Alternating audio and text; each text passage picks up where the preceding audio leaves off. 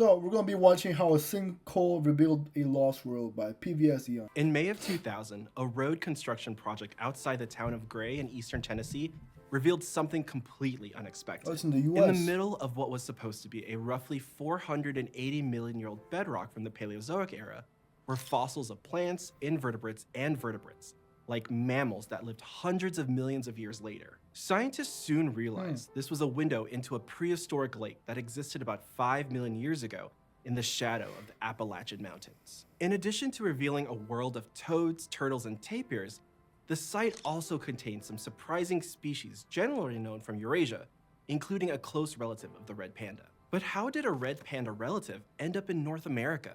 What can this tell us about how long ago and how many times North America was connected to Europe and Asia? And how was this lakeside snapshot even preserved in the first place? Well, it turns out those old rocks are actually what made it possible for us to glimpse into the world of the red panda of East Tennessee. Around Tennessee red 480 panda. million years ago, in the Paleozoic era, shallow seas covered what's now Tennessee. Like in much of eastern North America at the time, including the Appalachian area, these seas alternated between advancing and retreating, evidenced by marine fossils. And these fossils were left behind in carbonate rocks like limestone that were made from the remains, eventually forming the Knox Group rock formation.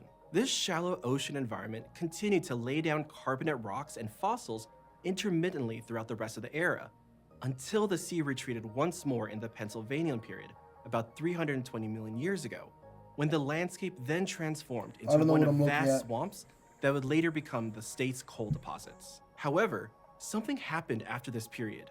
The fossil record kind of disappeared. By the Mesozoic era, around 250 million years ago, the supercontinent of Pangaea began to break up, and the Appalachian Mountains were no longer being built. In Tennessee, the western interior seaway connected with the Gulf and covered the western portion of the state. This resulted in parts of the late Cretaceous being preserved in the fossil record between 100 and 66 million years ago. Not long after, the seaway retreated, and over the next 30 million years, parts of the state were occasionally submerged by deltas, as well as marine water from the Gulf, preserving some fossils until after the Eocene, around 33 million years ago. At this point, the fossil record completely ceased, and there's a huge gap that extends for about 30 million years up until the Pliocene epoch. The reason for this loss of the fossil record is probably due to the amount of erosion versus deposition in the environment. Areas where Makes there is sense. greater deposition than erosion tend to have more sedimentary rock, the rock we find fossils in. See, environments like those at the base of mountains or in Yo, I don't want to sound rude, but it's probably gonna sound rude. I think the people that study rocks, bro, you had to be stupid to go to college and study rocks. I mean, it's a nice discovery, but if you put your whole life into studying rocks, who the fuck is gonna pay you for that? Like, the more I think about it, there's only a certain amount of jobs for people who study rocks. So, like, what are you gonna do with that knowledge? shallow seas tend to lead to more deposition than erosion, It's resulting important, in yes, I more know. sedimentary rock. And by the start of the Cenozoic, 66 million years ago, after the Appalachian Mountains were built and the seas retreated, Tennessee and much of the surrounding area lost both of these depositional features, meaning there was more erosion. But just because there's no record of this time, that doesn't mean that animals didn't live there. And thanks to the incredible preservation at Gray, we have some insight into one snapshot in time from this otherwise large gap. 5 million Tennessee. years ago, the area was a warm lake environment surrounded by forests with a climate similar to Tampa Bay, Florida today. And while grasslands had That would be become more nice. dominant across the globe, Gray was a closed forest environment filled with hickory and oak trees, which probably made it a refuge for non-grassland animals in North America. It housed lake animals that are found today in warmer temperatures, like alligators. On land, tapirs roamed alongside the prehistoric rhino Teloceros, elephant-like mastodons, and saber-toothed cats. Some of these animals are Saber-toothed. notable browsers and mixed feeders, unlike the grazers found in western North America at this time. Gray even records tiny animals such as lizards, snakes, moles, and rodents. But also, some unexpected creatures were present, like a relative of the European badger, the plant known as moonseed, and even a primitive relative of the red panda. This panda relative, named Pristeniloris, and also known as Bristol's Appalachian panda after its discoverer, had similarities to the red panda we knew today, like in its overall build, but it was much larger in size. It's estimated that Pristeniloris weighed between 8 and 15 kilograms, compared to the average living red panda at 5 kilograms, for example. We know this because unlike So the they were otherwise bigger. sparse fossil record of the red panda and its relatives found mostly in Eurasia, Gray preserves two nearly complete skeletons. And this rich fossil material gives us insight into the evolution of the red panda family. The Gray finds reveal that both Pristeniloris and its close relative, the modern red panda, probably descended from an older relative shared with the mountain lion-sized Simoscion, but with a twist. While Simoscion was from a line of red pandas that ate more of a carnivorous diet, Pristeniloris had taken a step towards the modern red panda's more herbivorous diet. Pristeniloris did have teeth designed for crushing plants, but it also retained the ancestral ability to eat meat.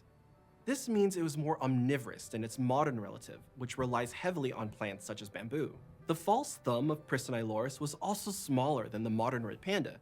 Dude, I find it so cool that there's many animal species all throughout the world, and there are specific animals that you're only able to see in certain regions.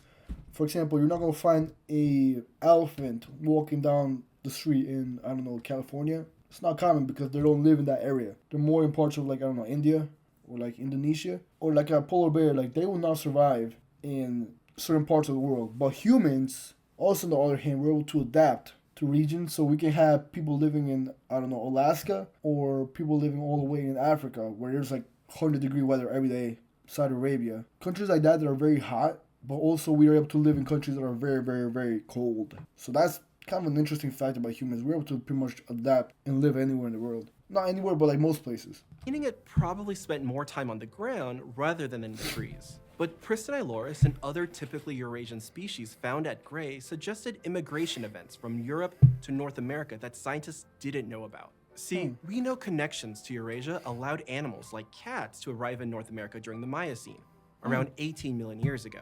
Additionally, later Pleistocene migrations introduced mammoths to North America about 1.5 million years ago, and bison less than 200,000 years ago. But Pristeniloris implies another immigration event in between these two, sometime between the Miocene and Pliocene. So how does a relative of today's red panda get from Eurasia to North America? During the Middle Miocene, around 15 million years ago, deciduous forests stretched throughout the northern hemisphere, allowing red panda relatives and other forest-loving species to spread. But by the time of Gray, many of these forests collapsed, leaving isolated pockets of forest and in turn, isolated animals from one another, like Pristeniloris in Tennessee. But how do we even know all this? Yeah, how What do is we it know about this? the Gray site that allows it to preserve such a rare record of this otherwise invisible period of time? Well, the reason can actually be found in the older rock record from the Paleozoic that surrounds it. Carbonate rock, like the limestones and dolostones of the Knox group, has a unique property in that it dissolves when met with a weak acid, such as an acid rain. And over millions of years since the rock was laid down in the Paleozoic, acidic rain had been slowly dissolving that bedrock. In Tennessee and much of eastern North America, some of these limestone bedrocks consisted of thinly bedded and highly fractured areas, which allowed acidic water to go deeper into the bedrock and pool in certain places. This pooling would continue to erode the rock in those areas underground, creating larger cavities for water, leading to what are called karsts. Karsts are a type of landscape where water interacts with the subsurface, traveling for long distances underground and creating a series of caves and waterways. As the erosion continues, the bedrock dissolves and cavities can subside or collapse. This leads to sinkholes forming on the surface, which then fill with debris, soil, vegetation, and water. The process is what led to the creation of the ancient lake that existed in Gray 5 million years ago, as the Gray sinkhole was filled in by water, attracting the animals that lived nearby. Over time, the lake sediments buried any flora and fauna that ended up in there too, becoming isolated from sunlight and oxygen.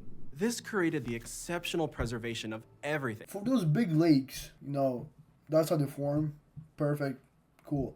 Now, the thing is, how do fish end up living there? If it was made like that, how the fuck do fish just get in there somehow? Do they just like randomly spawn in, or like what happens there? Animals and plants to the soil of the ancient Gray environment. Eventually, the sinkhole continues this process until it is sealed, becoming a time capsule. And after a few more million years of erosion and a construction project opened the time capsule can. back up, It revealed fossils from that time in pristine condition. Since its discovery in 2000, Gray has revealed a world that was largely a mystery in eastern North America.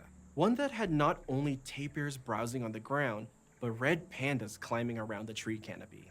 A world where organisms from the expanding western grasslands met with closed forested refugee taxa, and where North American species met with newly arrived Eurasian ones. And this entire world would have remained a mystery to us today if it wasn't for the bedrock surrounding the sinkhole. It's interesting how the rock from the past can still be used to preserve a time separated from it by hundreds of millions of years. But this process tells us about the previously unknown migrations while giving us a glimpse into the world of the red panda from eastern Tennessee.